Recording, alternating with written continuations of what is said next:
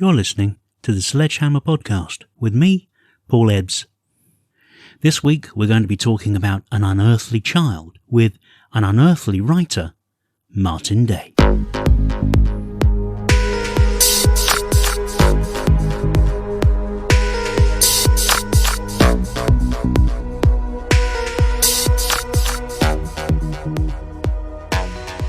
But first, a little bit of history.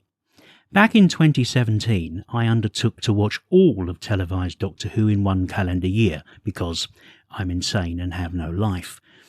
I would start on January the 1st with An Unearthly Child and sledgehammer my way through, come hell, high water, or removal to the nearest psychiatric facility to December the 25th, finishing on Twice Upon a Time.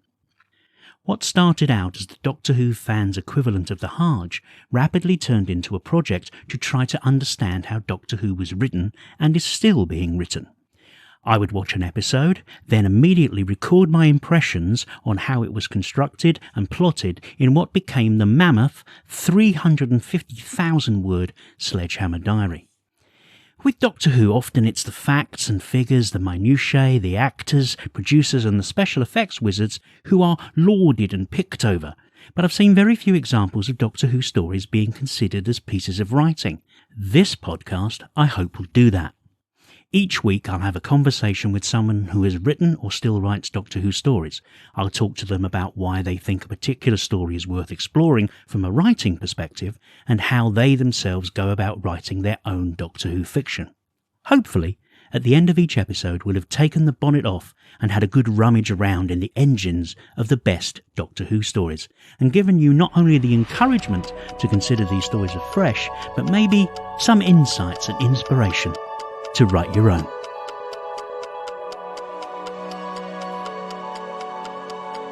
An Unearthly Child, the individual title for the first ever episode of Doctor Who, was written by Anthony Coburn, script edited by David Whittaker, produced by Verity Lambert and directed by Waris Hussein. It was broadcast in November 1963.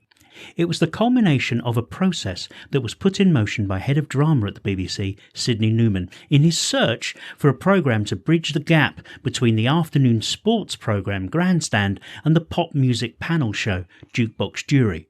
At least 3 writers had input into the final script and possibly more input from Newman, Lambert and Hussein. It's Doctor Who Ground Zero. Other than Power of the Daleks, Episode 1, it's probably the most important episode in the history of the show. It does all the heavy lifting. It introduces the format, the companions, and the Doctor. It's a remarkable piece of television, let alone Doctor Who. Martin Day is a Doctor Who writer who has turned his keyboard to novels, audio plays and comics. I first encountered him back in 1995 when he, Keith Topping and Paul Cornell published The Discontinuity Guide, an irreverent but essential enfant terrible in the world of Doctor Who non-fiction books. I followed his career in and out of Doctor Who as he became a screenwriter on UK soaps. We both worked for BBC's Medi-Soap Doctors, and he's written for Family Affairs and soaps in Ireland. We became friends in the early noughties and worked on a couple of scripts together which sadly never saw production. But we've remained in touch since then. Martin is now a grand poobah in the Writers Guild of Great Britain, a novelist, screenwriter and still, like me, a massive Doctor Who fan. And I'm so glad he's agreed to be my first guest on the Sledgehammer podcast.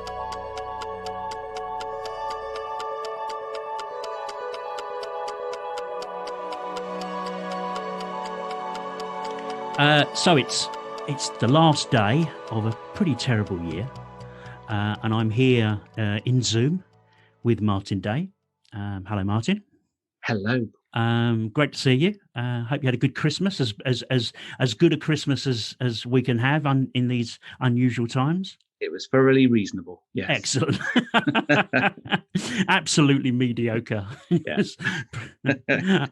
So what we're going to do, first of all, I'd like you to just give a bit of an intro to the people listening at home who might not be experts on you.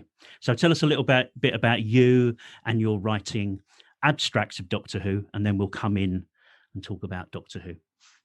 Okay, so obviously there is no reason why anybody should know anything about me whatsoever. So born in Somerset, Always liked Doctor Who.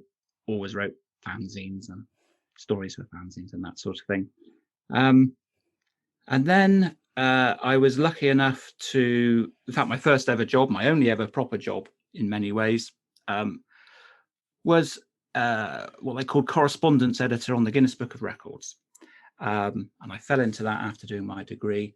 And that gave me, I was there for 2 years, gave me an insight into publishing and gave me, access to an editor and people who commissioned books.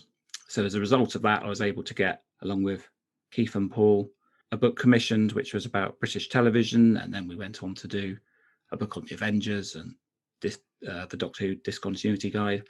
And obviously very interested in fiction. So luckily started writing some Doctor Who fiction that got published rather than just sort of noodling away in fanzines.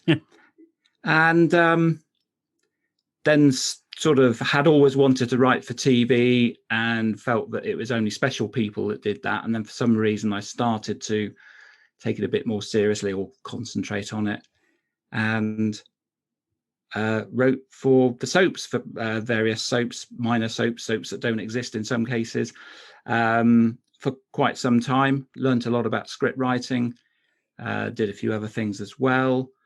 And yeah, writing's been what I've always wanted to do. And, luckily enough, I've just about carried on doing it. And well, yeah, and you have. I mean, you do have an impressive list of credits in outside Doctor Who, but also inside Doctor Who. I was just looking just this morning. I'd forgotten that you'd written comics as well. Yeah, you'd written some Doctor Who adventures. I absolutely love that because if I have, I don't imagine I do, but if I have a reputation within Doctor Who circles, perhaps, well, it's either for having written, one of the worst Doctor Who novels ever, which is where I started, or in your opinion, in my opinion, and yeah, but I love doing it. Or for perhaps then getting into slightly more serious stuff and being a bit up myself or whatever. So it was lovely doing the Doctor Who adventures, the comic strips for that. Literally just channeling my inner child, and I did some absolute mental stuff. It was bonkers. There was a story about, essentially it was about a species where the males look like tanks and the females look like angels, and then they reproduce and they have these sort of weird offspring. And I did a spoof spaghetti western thing with a cow in a dress, and it was just I'm really proud of some of that stuff. I did the only 3-part sort of epic story they ever did, because most were 2 parts or 1 part, but I asked to do a 3-parter. And it was some crazy stuff, but a really different side of my writing. And thank you for that introduction to you. I mean, you're people can go and look at you on the internet, on the TARDIS wiki, and they'll see all the things that you've done, the novels, the audio, the comics. It's all great stuff. And I've always been a big fan of your stuff. So, but the first thing we're going to talk about today is An Unearthly Child, the first ever episode of Doctor Who. So when we talk about the writer for The Unearthly Child, it's probably a gestalt entity. It's probably quite a few people who have stuck their oar in, but we'll call him Coburn for the sake of this conversation. And so what are your, give me your headlines for the episode, The Unearthly Child? I think my headlines really follow on from that. I was reading recently on Twitter, I couldn't find the thing. I don't claim to be a sort of an Andrew Pixley type expert in who wrote what, and who is. And my understanding is there was a really big rewrite done by David Whittaker, the script editor. So again, this Gestalt entity is at least 4 people. Yeah. So one of my headlines for it is actually how fascinating and brilliant, and one of the reasons I love writing for TV, and I'm sure you do as well, is that it is collaborative. It's not just you noodling away in your garret, being a tortured artist. No, it's a team game. Definitely. And I don't think Doctor Who would have existed had it not, right from the start, in the sort of the long form that it does now, if right from the start, almost baked in, is this idea that the writing process is collaborative. So it's the exemplar of television writing, really, because it is so collaborative. There's nothing more collaborative, certainly on TV, other than the soaps. And again, that kind of hints at the longevity of these concepts, where you end up with something, and that's a lovely feeling when you end up with something that you couldn't have written. You contributed big time to it. It's your idea, perhaps, for the story of the week or whatever. But you end up with something that you couldn't have done on your own. And that's just amazing. It is humbling and exciting. It is. I mean, it's the difference between being, I guess, a Formula One driver getting all the accolades, but he couldn't have done it without the team. He couldn't have done it without the,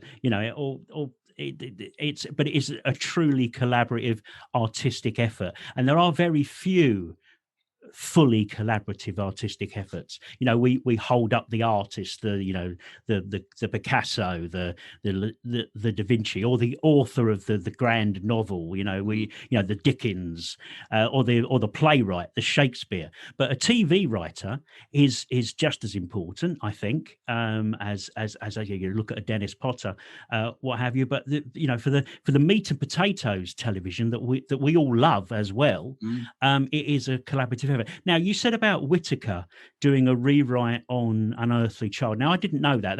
That's something that new came to me that I think the last time we spoke. So did he rewrite? Are we talking just the first episode or the whole caveman thing as well? Do you know? My sense is it was especially on the first episode. Right. And obviously it's one of the fascinating things about talking about, this pilot episode, which they did twice, which is kind of discrete from the caveman stuff. Again, great to look at as a brilliant pilot episode. But my sense is that it was particularly the relationships of the characters, some of the school stuff and that sort of thing. And you also, I think it's not a surprise to hear that when one of the first Doctor Who books, if not the first Doctor Who book I ever read, was of course his novelization, which stands alone as a great little adventure novel. It is, and characterization and everything. Well, it does, and it's brilliant in its retelling of the Daleks, but it's also he just completely throws away what happened on TV for the he throws away everything for the Unearthly Child, pretty much, in that foggy meeting on Barnes Common, where he's fiddling. He finds the Doctor and finds the girl, and it's an excellent book. So there's back to the actual Unearthly Child, and now I'm struck with it. My headline is how modern it is. When you look at old television, it kind of looks like old television. But those first 10 minutes of Unearthly Child are really, off the bat, really, really modern. And the writing is really modern as well. Now, whether that's, we're calling our Gestalt entity Coburn. What Coburn is doing there is giving us, I think, and it's a really clever thing. He's giving us something that we really, really can latch onto, really understand, really know straight away. That school setting, that first scene in the corridor with the kids coming out, talking at each other, laughing, what that tells you is this is modern, this is now, this is really, I think, an excellent piece of writing. I think even though there's no dialogue in it, there's a really modern sensibility that drags the audience straight in to say, right, this is real world, this is stuff I understand. Yeah, absolutely. I couldn't agree more. I think every time you watch it, you're struck by how fresh it is, how you could do a version of it now and without making any changes. Absolutely. It's not dated. It's not, although it's very much of its time, it's not dated. It's universal. And even something as simple as, because I was thinking the other day, when we think about the writing of New Who and especially Stephen Moffat and so on, we think about sort of clever narrative structures and sort of telling stories out of time and flashbacks and all that. and it's there in the very first episode. Now, they flashbacks. never do it again. Yeah. Yeah. Or at least I'd be very interested in finding out, when did Doctor Who next do a flashback? That's very true. I mean, the flashbacks stand out in this as, again, you think, oh, blimey, this is, they're not treating the audience as children.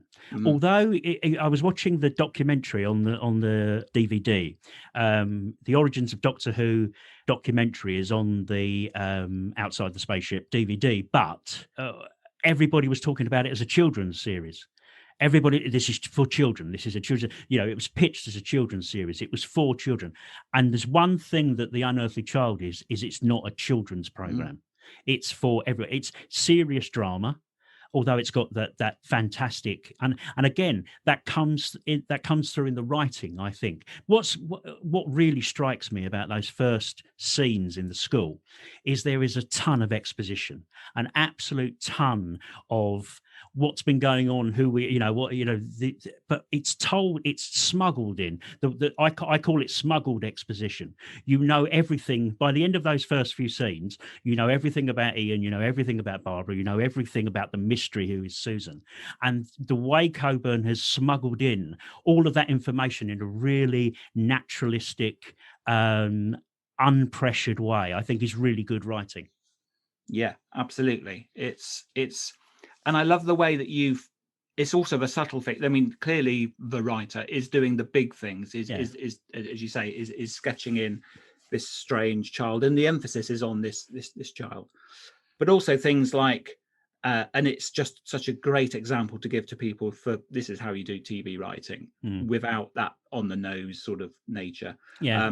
The relationship between Ian and Barbara. You know exactly what sort of relationship they have, and yet you can't point to a single line where they say, this is our relationship. It's just embedded in it, and it is beautiful. It's wonderful writing. I love that bit where that line where she says, "Thank you for the we," and I think that is, but that just tells you everything you need to know about those two people. What their connection is. He offers straight away. It's not; these are not two people who are, they're not necessarily, in a relationship, like a boyfriend girlfriend relationship. They're good friends. And he offered to go with her straight away, and that just, again, that's great dialogue and great action that underscores character. And those two are fully formed for us, I think, by the time they get to the junkyard. Yeah, and I think what else is staggering about that is the mystery of Susan, and the way the mystery of Susan is unraveled in those scenes and flashbacks. Do you appreciate that, the way Coburn unravels the mystery, and it's not a mystery that we're used to, I don't think. That's what it's it's a very innovative mystery. It is, and it's such a clever way in. I think because I sometimes feel with Doctor Who that, especially once you get more familiar with it, and obviously as the program went on, you get kind of used to it, you accept the conventions. And anything that gives you a step back, which is why essentially the justification for when I wrote a novel that essentially doesn't have the Doctor for the first 100 pages. And then when he does appear, you only ever see him through other people's eyes, is to try to keep that mystery alive, to try to keep that this is kind of odd and crazy stuff. And so the grounding of the teachers, the grounding of the school makes the mystery much more interesting, much more believable. Whereas if it in some way it began with, and the emphasis was on Susan, even though she is the unearthly child of the title, if it began there, it would just lose itself in some way. I think what's great about Susan and the way that she's presented is the way her it's really clever writing. I think Coburn unpicks it piece by piece. You're not presented with something totally obvious on the nose. She doesn't understand decimalization. She lets out her knowledge piece by piece so as not to make Ian look stupid. The flashbacks really help in that. Great POV directing, I must say, from Hussein. I mean, really good. It's such an intriguing, delightful mystery, and I think that's difficult to do. And I think, if that's Whitaker again, if that's I don't know again whoever did that was very smart as a piece of writing. They decide that they've got to do something about this girl. They've got to understand what's going on is going. So they follow her home to the place that's, the place that doesn't exist, in terms of it's not a house, it's a junkyard, and in they go. And again, there's a really familiar, I guess it would have been a really familiar type of thing. You don't see many junkyards. I don't, where I live. I don't know if in Somerset it is a junkyard or whatever it is. But it must have been a very familiar thing, a familiar entity, and you go in, and it's again, that would have been quite again, it's not for children, because it's quite creepy. It's especially quite in the creepy setup. Yeah, especially in the untransmitted pilot. Yes. The junkyard is much more full and creepy, and maybe he was even told to tone it down. But Waris Hussein's direction is really, and it draws attention to all the sort of the mannequins and and so on. And absolutely. And of course, then you've got the police box, and the police box again. Little bits of mystery coming in. Obviously, the police box would have been a really familiar thing. So whoever chose that it was going to be a police box, what a cracking idea that was. I don't know if that again came from Coburn, or maybe as far back as Bunny Webber. But a familiar object in a mysterious place, and that was, that again, when you're creating atmosphere, I think, as a writer, or you're giving the blueprint to the rest of your collaborators to build a mysterious, a familiar object in a mysterious setting, I think really works. I think it seems to work, especially for Who. I mean, yes. it can do the big gothic, and it can do vampires, and it can do castles and all that, and great, we all love those stories as well. But when it takes that sort of, this is the modern world, but something's gone a little bit skewed. Yes, it's obviously not sort of horror in this particular context, but it's always brings sort of just so much as a viewer, you're so interested in that, because it is not quite right. Yeah. And I think when Doctor Who does that really well, as right as it does right from the start, that is just such a strength. Yes.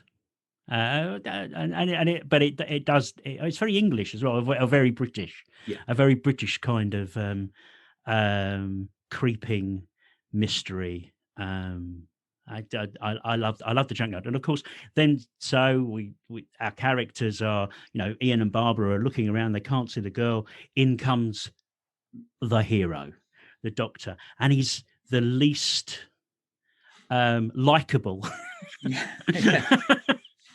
Person, you think now to how Doctor Who is, and how Doctor Who fans respond to Doctor Who, and they're all in love with their 10 or their 11, they're dashing heroes right there at ground zero. The Doctor is as much of he looks familiar as a grandfather, but he's a mystery. He's something familiar with a mystery about him, and that's a wonderful tension between the two things. That's what draws the audience, latches the audience on, familiar in a mystery, and Hartnell, of course, is magnificent, absolutely magnificent, and he's actually given some really tough lines. I was actually looking at, because there's at one point where he has to do an aside, which is very un-TV. Yes. Where he sort of has to say to himself something along the lines of, so she's one of their pupils. They obviously haven't gone to the police. Yeah. That's really tough. Yes. That's quite a tough line. I completely get why it's there. Yeah. And maybe that, it sort of gets away with it in a way that you wouldn't with these very articulate teachers who talk to each other in a very naturalistic way. You've suddenly got this guy who sort of, as you say, is very mysterious, has the best, or we hope he has the best interest of this young girl at heart. Well, but he's, as I say, it's ambiguous, but he's clearly, as I say, literally in that moment, he's thinking out loud, and that's quite intriguing. It's a Yes. slight change of style just for him, which is perfectly fair. He's also really, really smart as well, and that we hit the ground with how smart he is, because, as you say, Ian and Barbara are really clever, and they're switched on, and they're critical thinkers, and they understand stuff. But the Doctor he almost rings around them. You imagine that you heard a voice. You thought you saw. That's a lovely. That is a lovely speech, and it's written to the hill. It's really, as a writer, and I'm sure you do this whenever you watch stuff, when you're drawn in, and then you're enjoying it, and you're feeling, oh, this is really good, and then you hit a piece of writing that just suddenly stands out, becomes 3D out of the TV, and that speech where you imagine you heard a voice, you thought you saw a guy, it's really, it's perfectly argued, really clever. Smart thing. And then, of course, the other thing I wanted to say, yes, I'd forgotten about this. There's a really interesting reversal of TV conventions in that junkyard scene. Ian, instead of the girl falling over and screwing up, Ian is the one who falls over and drops the torch, not Barbara. Back in the 60s, you would say, it would always be the girl who did that. But it was Ian, the square-jawed, perfect, wonderful. And again, that's a great piece of writing. I love reversals. And you don't expect that. No, and neither do you expect Ian as the rational school teacher, the Scully of this particular partnership, to put his hand on the TARDIS and say, "It's alive." Well, not really, mate. It's just got some power in it. But hey,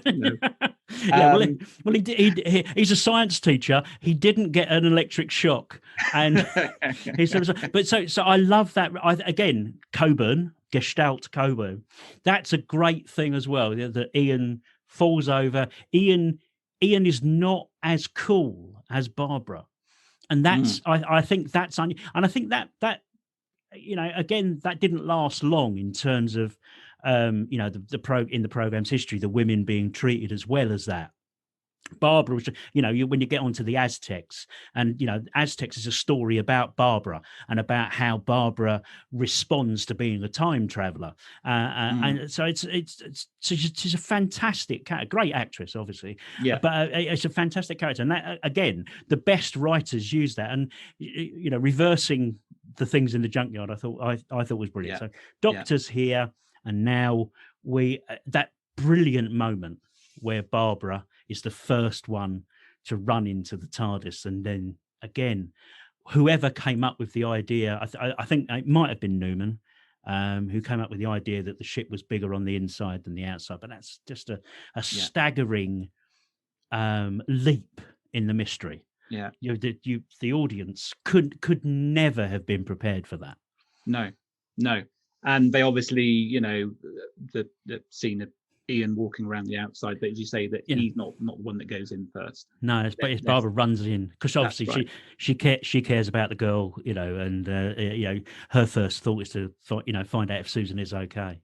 Yeah, and then we're into the TARDIS itself, and you've got more great. I mean, I don't know how much you want to talk about the scene in the TARDIS, but there's some more great moments in that, I think, for great dialogue where I think you guys mentioned it in your discontinuity guide. I've got it here, actually. I've pulled out, I don't know who wrote the entry from the three of you, but I know that free movement in time and space is a scientific dream I don't expect to find solved in a junkyard. You pick that, you guys pick that out as a really important line. 25 minutes of the most important minutes in British television for a family series. Doctor Who's debut is remarkably grown-up drama. I agree.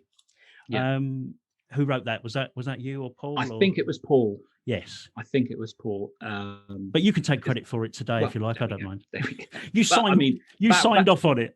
That's right. That was definitely one we all agreed with, unlike some of the others. Yeah, unlike some of the others. So things that I remember very much from my childhood, where he explains the big box, little box theory to Leela, and he gets the smaller box, holds it here, and then moves over here with the larger box. It'll fit inside. And I thought that was an excellent, brilliant. I always thought that was a brilliant explanation for the TARDIS. But then you realise there's an even better one in Unearthly Child, where he says, you can show a huge building on a television set, can't you? You can understand that.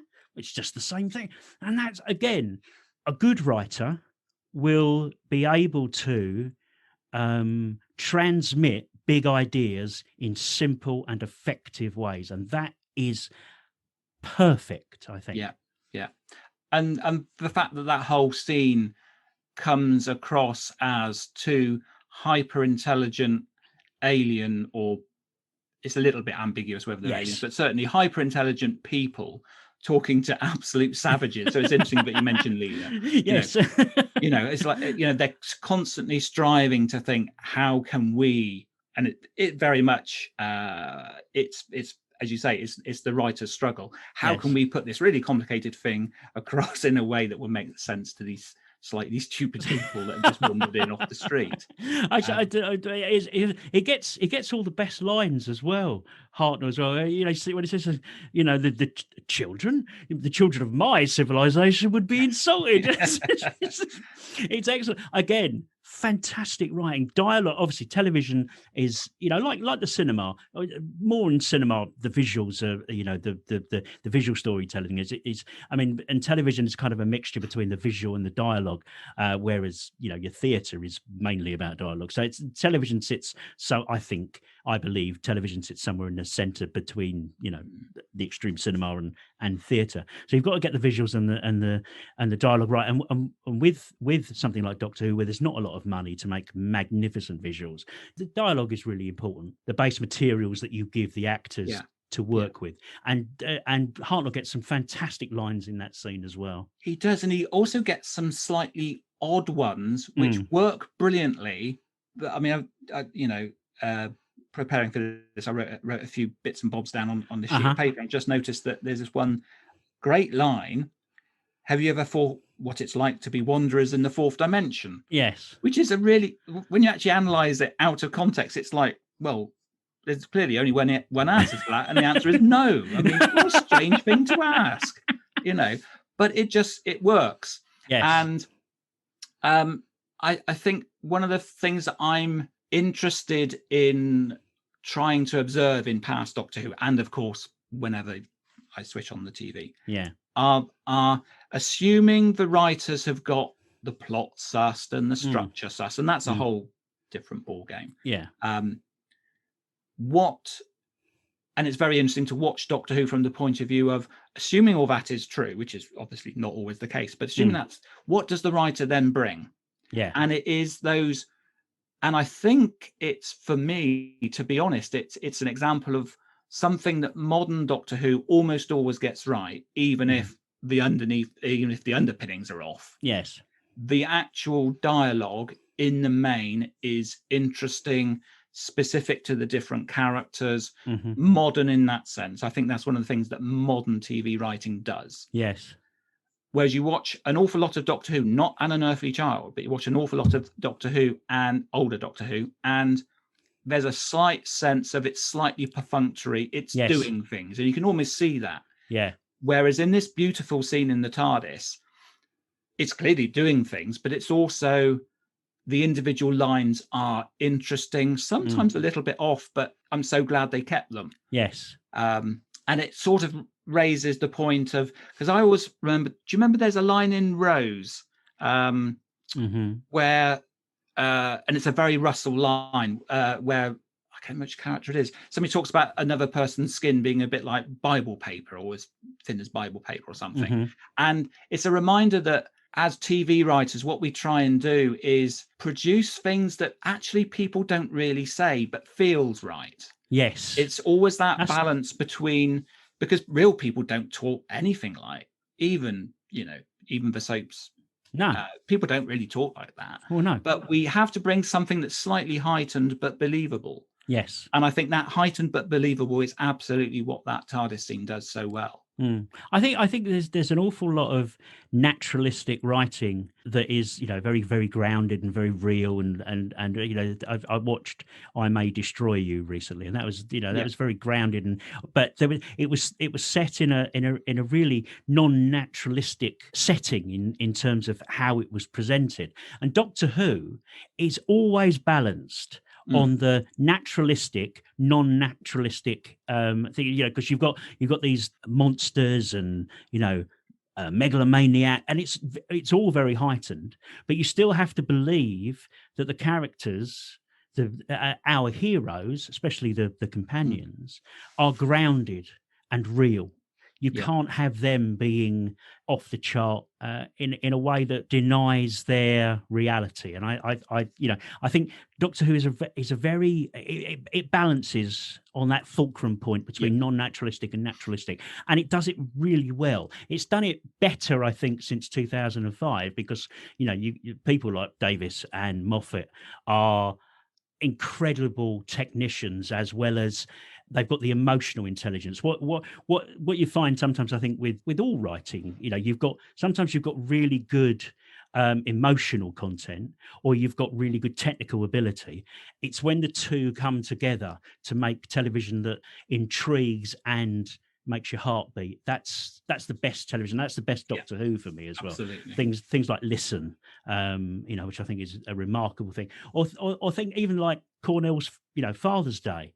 That's a technically excellent plot. Everything's all the technical stuff is great, but the heart in it. Oh my goodness, the emotional hit you get from something like Father's Day is remarkable. So anyway, back to I digress. So back to our little scene in the TARDIS, and the first inkling that the Doctor is not really a very nice person again, or another inkling that the Doctor is not a very nice person. He kidnaps them. That's it. That's it. And he takes them away, and off we go, and we get our first TARDIS takeoff, which is, I think, the longest it ever is in the whole of the series. They never do it again like that again. So it's a shame. They create, and it makes people unconscious, which I don't think ever happens again either.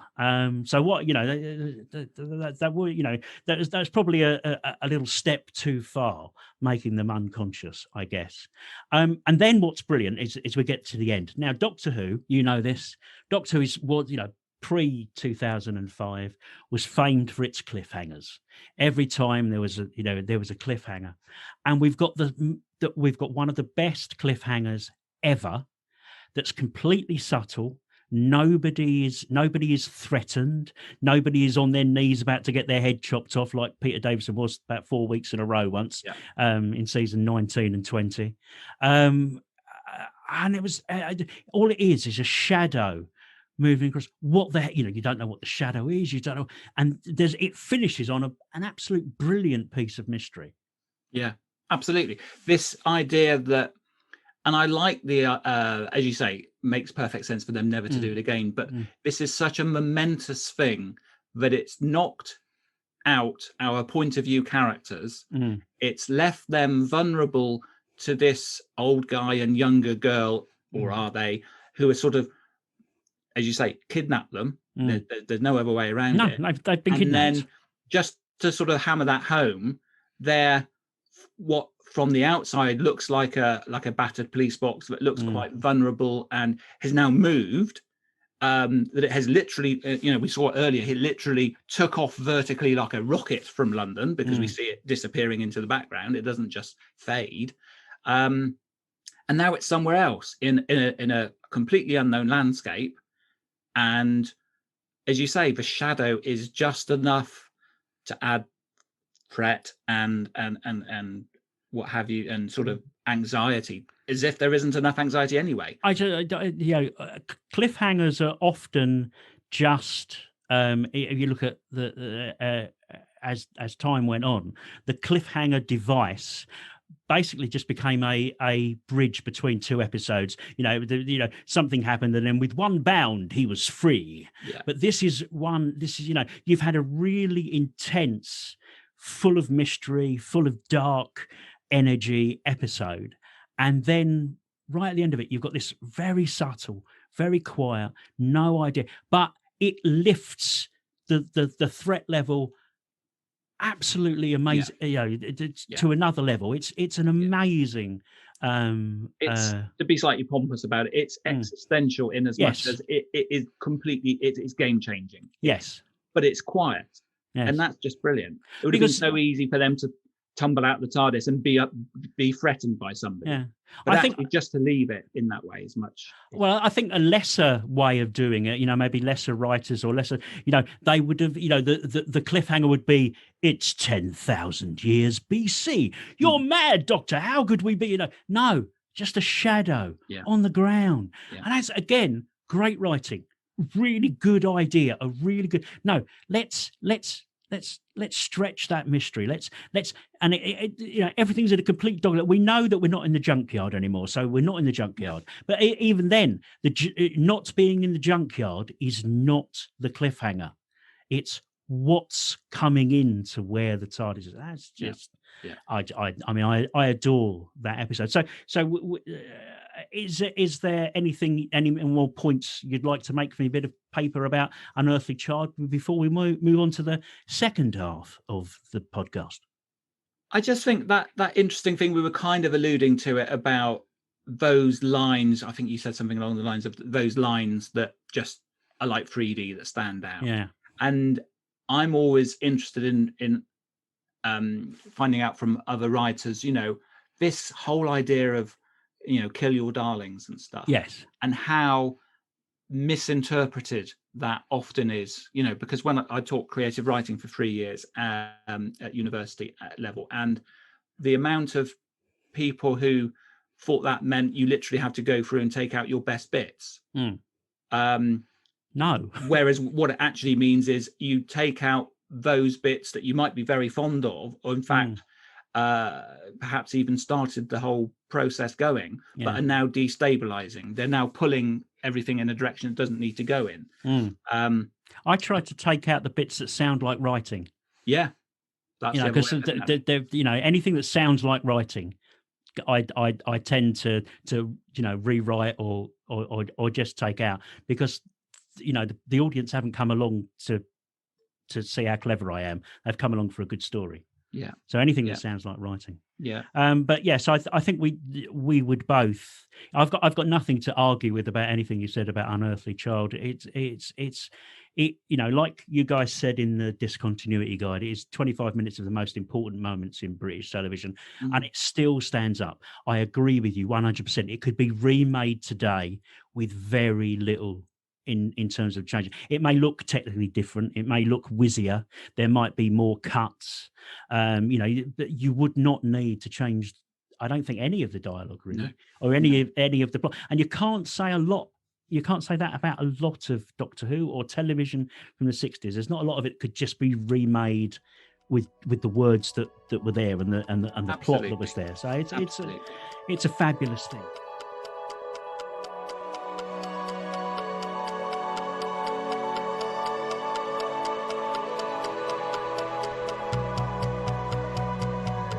So I'm back here with Martin after our little break, and we're going to be talking about Martin and how he writes Doctor Who.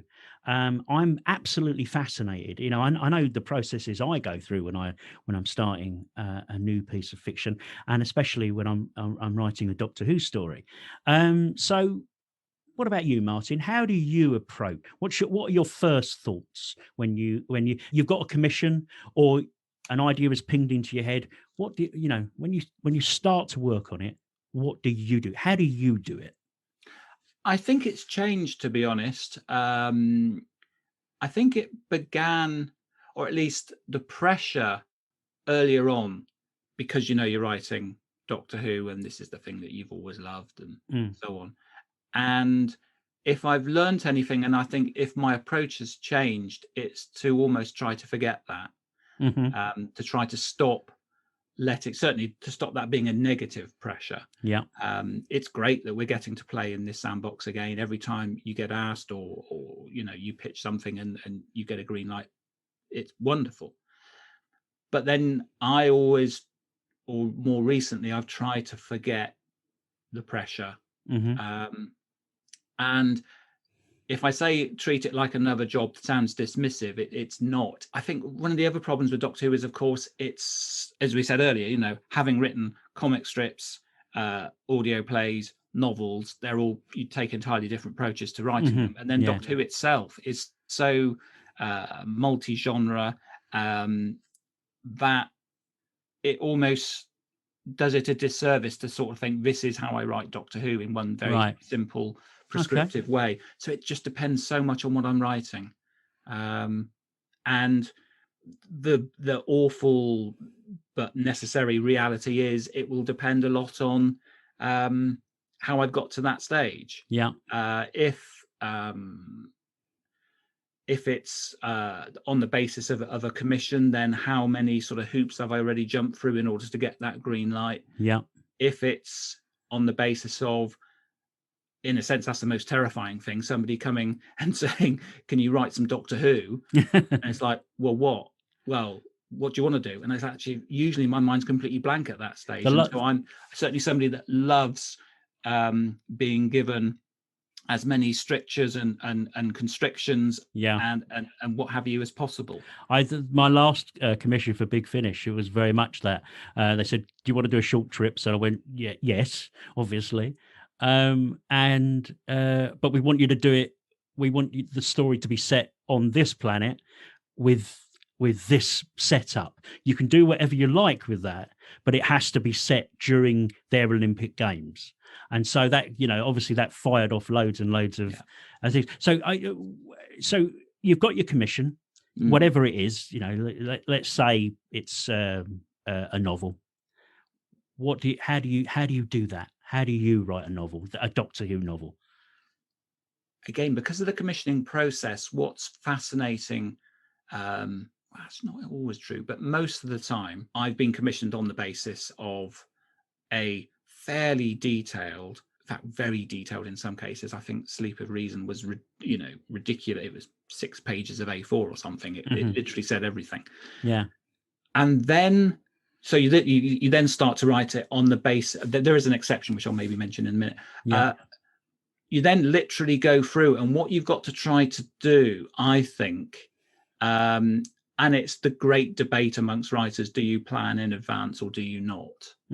Because most, what we could call more literary fiction, you almost always, it's the writer sitting there and waiting for inspiration to strike and all this kind of stuff, which you just cannot do if you've got a deadline. If you've got a deadline coming. So the trick with something like Doctor Who, which is based, you've been commissioned to write this thing that you've already sort of semi-cast in stone, is to then treat it as if you don't know what's coming next. And be prepared, and I don't know what your experience is, but be prepared to bend and indeed make changes on the hoof. Something will occur to you and you think, oh, this is a million times better than what I've got. I'll have to see if I can, if everybody's okay with that.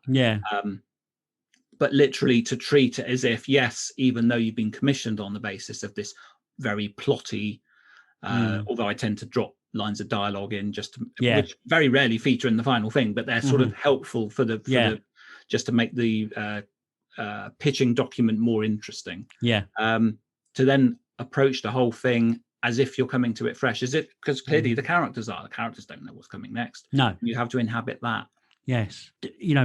I've written outlines that have borne almost slavish comparison to the end product, but I've also written outlines. I wrote a book a couple of years ago for an American publisher that I used about half of the outline and then went off in a complete tangent, and they were happy with that. Do you have you got experiences of both where you've said, actually no, this story needs to go here? Well, interestingly, Wooden Harp, which was my sort of David Tennant on the cover, it was amazing to see a book that I'd written in Tesco's and things like that. That one was quite interesting because I'd only plotted half of it. And I'd almost done that deliberately. It was all very late, very last, as these things often are, last minute commission. I think I had 4 weeks to write it or something. So I'd already started writing it before I got the formal commission and all this kind of stuff. Yeah. And I deliberately left it open, or maybe that's literally all the ideas I'd had on the first half of the document. And they said, "Yep, go for it." The reason I got if I got away with it, the reason I got away with it is because that particular story was about, that sort of Joseph Campbell deep myth, archetypes, Jungian, all that kind of stuff. So I knew, or I felt reasonably confident, once I'd hit the halfway point and I'd established everything, I could literally, and this is what I would do, at the start of every day, I would think, what should come next? So it was a very interesting writing exercise in real seat of your pants stuff. But because I was playing with these big archetypes, the wizened the wise old lady, and the island surrounded by mist that you must not go to next to the village, and all this kind of stuff, it was quite obvious. And so it's an example that I often used to talk to my creative writing students about, of listening to because after a while, I think early on, as a writer, you never stop learning, but and you hopefully always get better. But I think after a while, you get better at listening to your inner, whatever it is, voice, and following that. And 9 times out of 10, it's about right. So there's one moment in that particular book where the wise lady, I was writing it and I suddenly thought, oh, blimey, she's got to appear now, even though there was no logical way of her being in that location. It just felt right. And so you follow that. And then, of course, because writers are never sort of beholden to their first drafts, you then go back and make it work. You establish a way that this could have happened. It's absolutely, like, essentially, it's like Agatha Christie reaching the end of a novel at that last moment, almost deciding who was the killer. And then you go back and make it work. So there's your outline, and then you're writing, and I think your explanation of process is really good. But what do you think are the particular challenges of writing a Doctor Who story as opposed to writing anything else? I think it goes back to what you said, which is that sort of fulcrum, that sort of balance, that cutting edge between oddness, the strangeness, the surreal, the fantastical, and something that's believable. And that, for me, and I don't even think that should be true for everybody approaching Doctor Who. I think Doctor Who can go completely in one or of those directions. But for me, the interesting thing and the challenge is always to try to get that right. And I'm very aware, looking back, that in sometimes I've gone too far one way. And the comic strips, in a sense, quite rightly go just go mad. But sort of certainly for the longer pieces, trying to get that balance right, and I don't know if you have a similar thing, but for quite some time I've been aware that what I try to do often, and is it human nature, is it just being perverse? If you're given a science fiction plot, my first instinct is, right, how do I humanize this? If I'm working on a soap, my first instinct is, how do I make this odd? I'm never quite happy with what I'm given. So again, Wooden Heart was quite an interesting one. That was when they were commissioned in groups of 3, and I wanted the historical one. And that had gone to somebody else, and I think they were doing a historical, a modern story, and a sci-fi story, and I was given the science fiction story. And I thought, oh bugger, how can I? So I came up with a story that went in a slightly different direction, and I don't know if that is unique to me, but that's the challenge, but also the beauty of Doctor Who, that it really allows that. So with something like Sleep of Reason, arguably I've gone too far down the let's be very serious, and it's about a girl who self-harms and is in a psychiatric institute. Maybe that goes too far the other way. But it uniquely, so the challenge is to try to make the weird stuff believable, and the believable stuff have that spark of the odd and the unusual. I think that's a really great way of describing it, actually. That's good. So what are the essential ingredients of a Doctor Who story, other than that which you just described? What do you think the audience want? Now, what we could cover in this is Terence Dicks very famously said, it doesn't matter, I think I'm paraphrasing, doesn't matter, the Doctor is always the same, he's just never cruel or cowardly, and it doesn't matter how you are. And when I read Terence Dicks, it could be any Doctor. And that's not to take away from, because he's he's the guy who's, I've read more books by Terence Dicks than any other author, and I love him. He's a huge part of my childhood and growing up. But it's almost any Doctor could be saying those words. What do you subscribe to that, or do you try and make the Doctor be inhabited by the actor playing him? Very much the latter, and I wonder if that's partly because of the way that modern Who is and the actors they've had playing the Doctors, and the fact that you do have a slightly more, arguably you have a more distinctive from one incarnation to another. Although, as I say, looking back, that's probably not even accurate. But certainly partly because of my my feeling like I got my fingers burnt with Menagerie. Yeah, because when we talked a little bit before this, when we were setting up the idea of doing this, you said you didn't think you got Patrick Troughton right in that. Yeah. And I think that's, so the reason I mention that is very much that whether I succeeded or not is a moot point. But I felt that was the one thing that you should be able to get right. That I certainly haven't done a great job in that. And so I've always tried to, and so on a very practical level, I guess you do the same. If I'm writing for a certain Doctor, then I will watch a whole load of stories. I will listen to audio, whatever it is, and let that sort of filter into my mind and that it. But then I've learned a lot more since then from writing the soaps. Yeah. As I'm sure you have, in terms of, here's a character. I mean, the great thing is, just to take a slight detour, writing for characters that haven't appeared on the screen yet. Yeah. I used to really enjoy that because I haven't got them fixed, but I can still hopefully do a good job. And then you see the character finally come to life on the screen.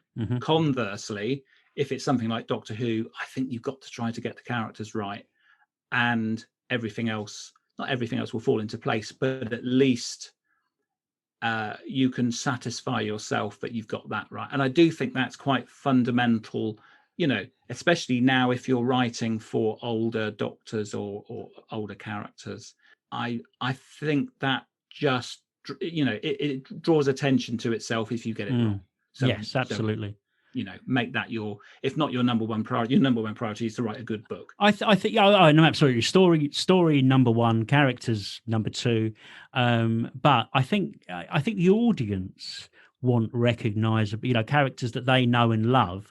They want them to be recognizable. They want, Tom Baker to make the Tom Baker Doctor to be like he was on television, or how it, and I think that's okay, but it's not everybody can do it. It's not easy to be able to do that. And again, it's about channeling somebody else's creativity, and that's that's kind of unique to this kind of tie-in fiction that we do, that you've got to be able to channel somebody else's artistic creativity, their abilities, and their stamp on the character, and that's not easy. That's not easy to do. No, and it's one of the particular challenges, I think. Yes, and I think the other challenge that's just occurred to me talking about that is that, again, it was a change of emphasis over the years for me, was that whereas early on I was reading all the new adventures, all the missing adventures, and then pitching obviously into that world, and then the BBC book equivalents. After a while, I realized that, perhaps because I'm a slow reader, that's almost all I was reading. So of course, all I'm going to then be pitching is a sort of a recycling of some ideas that have already been done. Yeah. So the counter argument to, I think, so that one of the fascinating challenges of Doctor Who is, yes, you try and get the Doctor and the characters right, but then your story and your own characters and where you take your, let's say, novel, should be something that nobody else has done.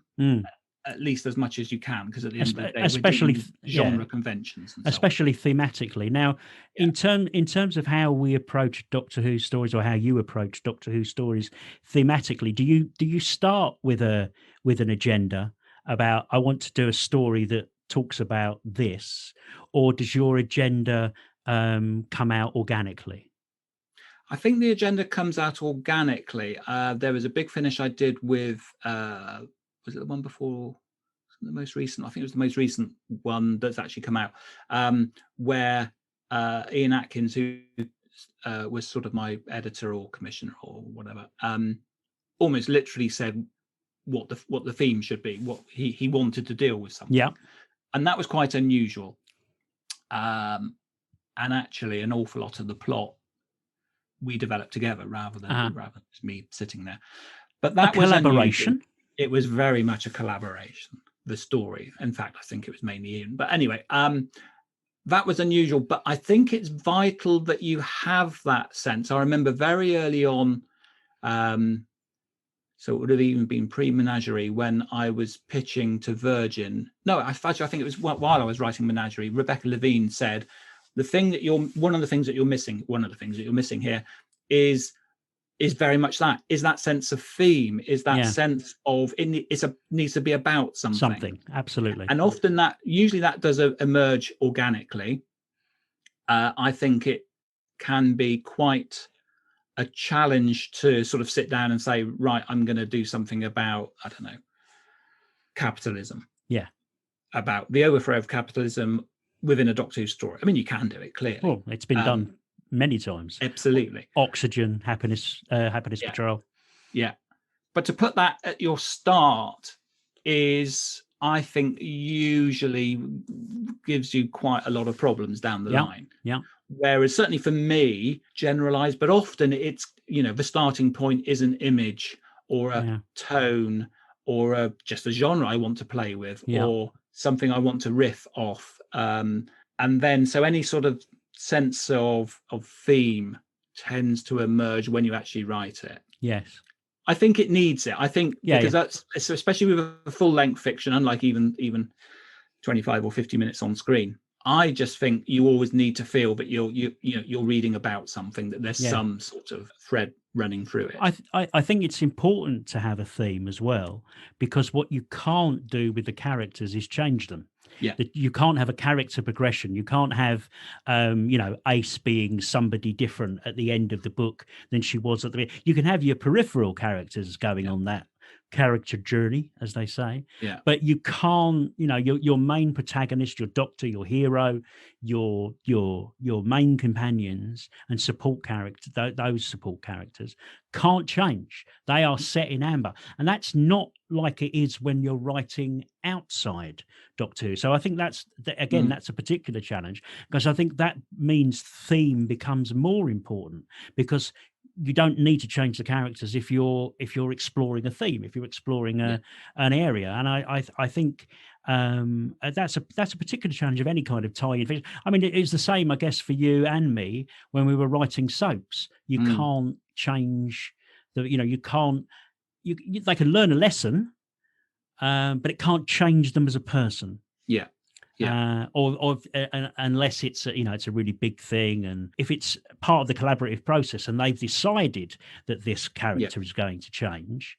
Ostensibly, if you look at EastEnders, Sharon is the same character pretty much that she was when she was a teenager. She's the same person. So this character journey thing is a thing that's particular to fiction, in any kind of way.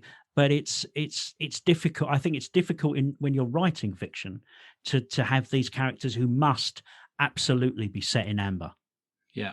Yeah. And one of the ways I got around that in the Book of the Still was that Fitz became addled on mind altering drugs and became a different person.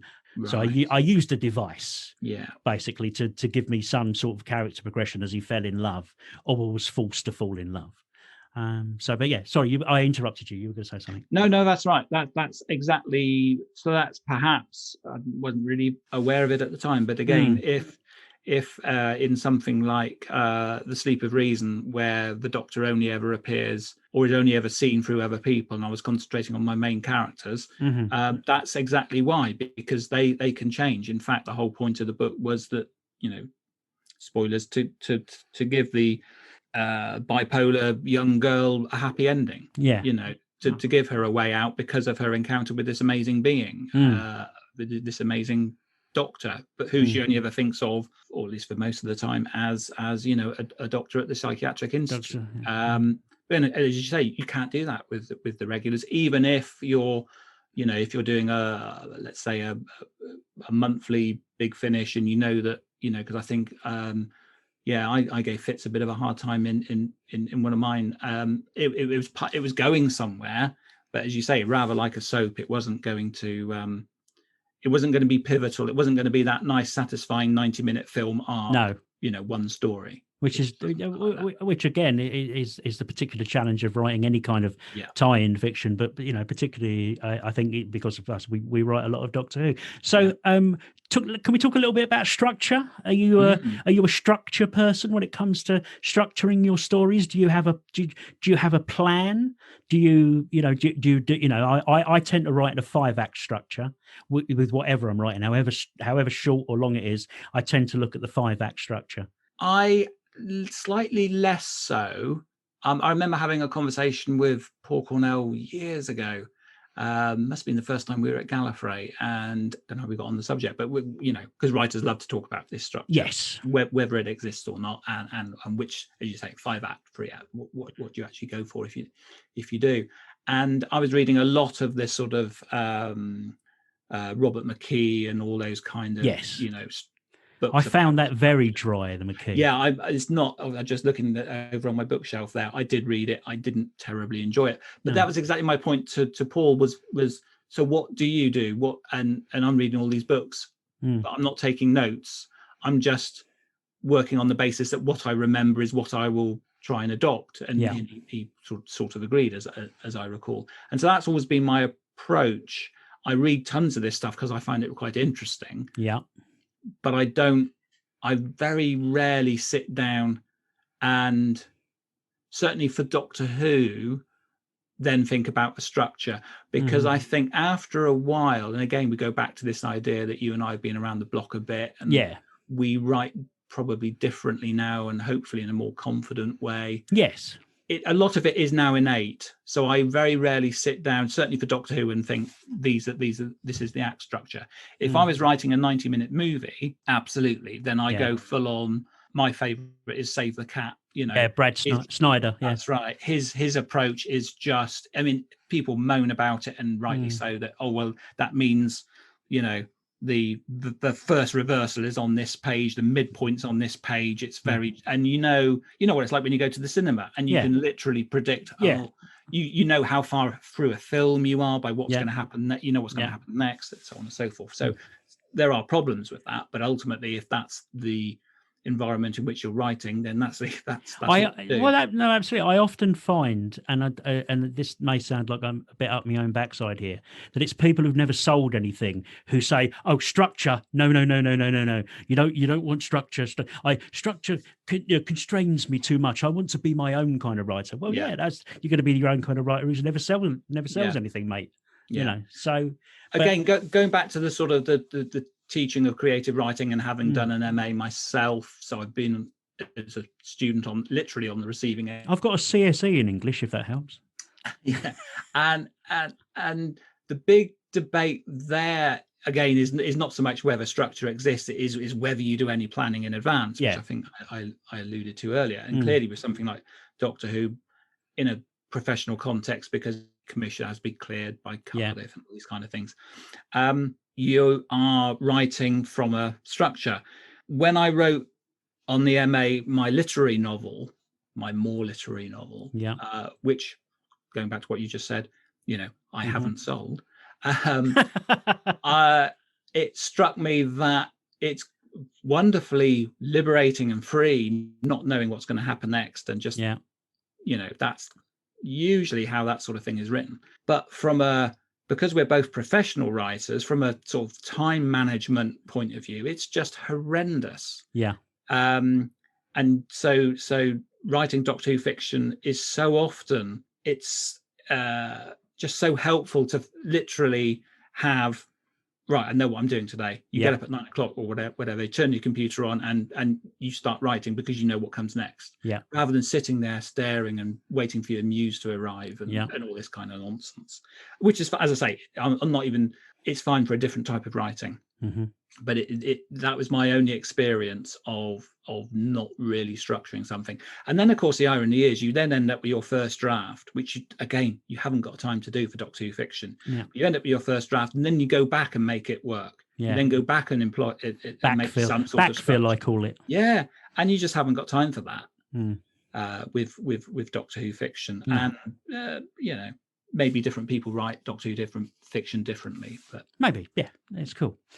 So we're coming towards the end of our time now. We've had a good chinwag, and it's been fabulous, Martin. I'd just like to finish on a couple of things. What's the best piece of writing advice you've ever been given? Well, I was just about to say this, and so I'm glad you've asked. The best piece of, and I've only done this fairly recently. What I now do almost always is end my writing day halfway through a sentence. That is the best piece of writing advice I was ever given. I wish I was probably told about it a long time ago, but it's only over the last 5 or 6 years I've actually done it. I'm writing this down as we speak. Yeah, because the great thing is, so literally I will have a word count, and I usually don't meet it, but I will end on a nice round number, and frankly I will make sure I'm halfway through a sentence, and then I will stop. Excellent. Even if I know what the rest of the sentence is, because the point is you then turn the computer off, you then go off and you'll have tea and whatever. So the next day you turn the computer on, and instead of sort of, what's even on that next level of, what am I going to do next? You think, well, I can finish this sentence off. Okay, I'll finish this. Oh, and then the next one occurs to you. And then the next thing you know, you're writing. Brilliant. Because the biggest impediment to me, other than being not able to talk properly, the biggest impediment to me is just that sense of, what I used to do was often end at the end of a section or the end of a chapter. Mm-hmm. And then literally you've got the blank page next time you turn the computer on. I'd never heard that before, so that's brilliant. I'm certainly going to be doing that. So, and the last question is, what's the best bit of advice that you would give to a writer? It is the best advice that I give to people is obviously follow your dreams, obviously keep writing. Mm-hmm. See if there's a way of finding that balance between doing what you want and living. Yes. However that works, and I used to joke with my students, the best advice I can give is, as I have done, marry somebody who can earn money. Yeah. Because you sure as hell, unless you're J.K. Rowling, won't consistently. And obviously, I'm not saying it was easy for her at the start either. But, that sense of consistent income is the one thing that most writers lack. That sense of, being in the doldrums and not earning money is something that writers conversely I'm very familiar with. I know, no, absolutely. I'm doing okay at the moment. The last few years I've done okay, but about 5 or 6 years ago I earned £500 the whole year. Yeah, the whole year. It was bad. Yeah, bad news. So that's yes, right. And if you're entirely reliant upon that, you're in big trouble. I mean, I haven't paid tax to the tax man purely because of how little I've earned I can't even remember how many years now. And so. But yes, one needs to be positive. One wants to be positive and say, keep the dream alive and keep writing. But also, don't end up in a cardboard box living on the street. Yeah. Please find a way to do both, to live and to write.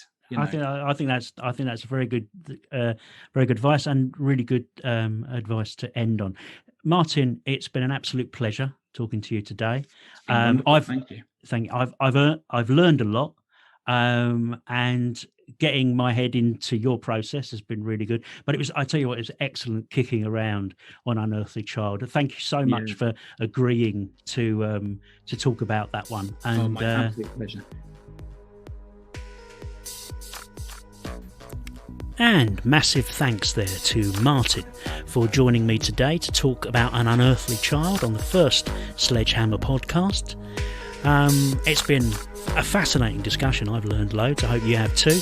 And I hope you'll join us next week on your platform of choice for the next Sledgehammer podcast.